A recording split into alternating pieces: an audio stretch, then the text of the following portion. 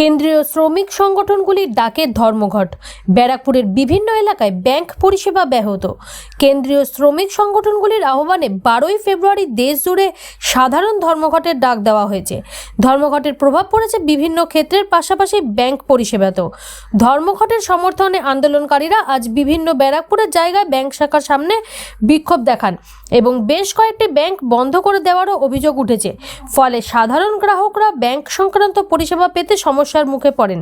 ধর্মঘটের ফলে স্বাভাবিক জনজীবন আংশিকভাবে ব্যাহত হয়েছে বলে জানা গিয়েছে। পরিস্থিতি নিয়ন্ত্রণে রাখতে বিভিন্ন এলাকায় প্রশাসনের পক্ষ থেকে কড়া নজরদারি বাড়ানো হয়েছে।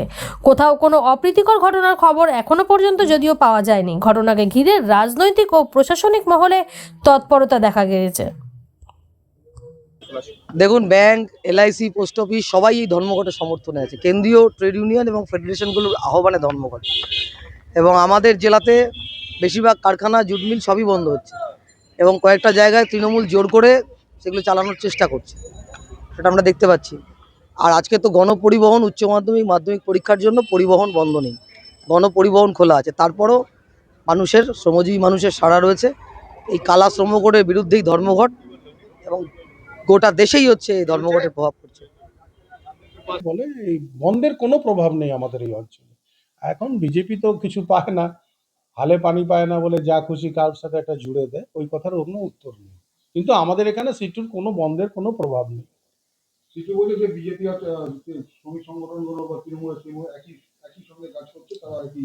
কে কি বললো সে তার পেছনে দৌড়ে তো কোনো লাভ নেই। কিন্তু আমি এটুকু দায়িত্ব নিয়ে বলছি, এই মুহূর্তে ব্যারাকপুর শিল্পাঞ্চল অঞ্চলে সিটুর কোনো রকম কোনো ব্যাপারে নেই। বাংলায় সিটুর কোনো জায়গায় কোনো প্রভাব নেই এই বন্ধে। সব কলকারখানাই চলছে, মানুষ জানে। এমনি কলকারখানার পরিস্থিতি খারাপ। কেন্দ্র সরকার যে নীতি জুট মিলের উপরে লাগু করেছে, সেই কেন্দ্র সরকারের এই বাংলার বঞ্চনা করতে দিয়ে জুট মিলগুলো প্রায় শেষের পথে। তাহলে এই শেষের পথে প্রায় অনেক জুট মিলই বন্ধ কেন্দ্র সরকারের নীতির জন্য, আর কোনো কারণে নয়। যেহেতু আপনারা সবাই জানেন জুট মিল শুধুমাত্র চলে কেন্দ্র সরকারের অর্ডারের উপরে। এফসিআই এবং বিভিন্ন সরকারি প্রতিষ্ঠানকে তারা বস্তা দেয়, সেইগুলো কেন্দ্র সরকার ইতিমধ্যে নিচ্ছে না। তার কারণে অনেক জুট মিলই বন্ধ হয়ে গেছে। সেই বন্ধটাকেই তারা এখন বন্ধ দেখাচ্ছে। গৌরীশঙ্কর জুট মিল আজকে তাদের উইকলি ডে অফ, সারা বছর মানে বছরেই তারা বৃহস্পতিবার দিন তাদের ডে অফ থাকে। ডে অফ আছে, তাহলে কোনো মিলই তো বন্ধ হয়নি। সিটু কোথাও যাবে না। আজকে লেবার মিনিস্টার কাছে লেবার মিনিস্টার মিটিং ডাকবে, ফিস ফ্রাই খেয়ে চলে আসবে। লেবার মিনিস্টারকে ঘেরাও করা দরকার। আপনি এই জামাখড়ির বিরুদ্ধে কি করেছেন? ইন্ডাস্ট্রি মিনিস্টারকে ঘেরাও করা দরকার আছে। আজকে যে মিলগুলো ধর্মঘটে, মিলগুলো বন্ধ আছে, তার মধ্যে ধর্মঘট। ভাই এই এই জিনিসটা আমি আমার মাথায় ঢোকাতে পারছি না। যেখানে কারখানাই বন্ধ আছে, আবার ধর্মঘট কিসের আছে?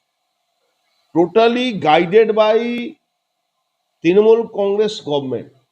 এই যে সিটু ধর্মঘট যেটা হচ্ছে, টোটাল গাইডেড বাই। আমি সিটু সঙ্গে, ওর ঝান্ডার সঙ্গে আমি যেতে রাজি আছি। চলুক ওই মলাঘটাক লেবার মিনিস্টার, ইন্ডাস্ট্রি মিনিস্টারের অফিসের সামনে ধর্মঘট করুক, ওখানে অবস্থান করুক। ক্ষমতা আছে এদের। গাইডেড বলছেন পুরো গাইডেড। কেন গাইডেড? কি যে কারখানাগুলো এমনি বন্ধ হয়ে গেছে, লেবার এখান থেকে পলায়ন করে যাচ্ছে, লোক এখান থেকে থাকছে না, চলে যাচ্ছে। যেখানে জামাখড়ি যারা পাট করছে তাদেরকে গ্রেফতার না করছে, আজকে মিলগুলো যেখানে বন্ধ আছে সেটা আবার ধর্মঘট করছে। কে কার দ্বারা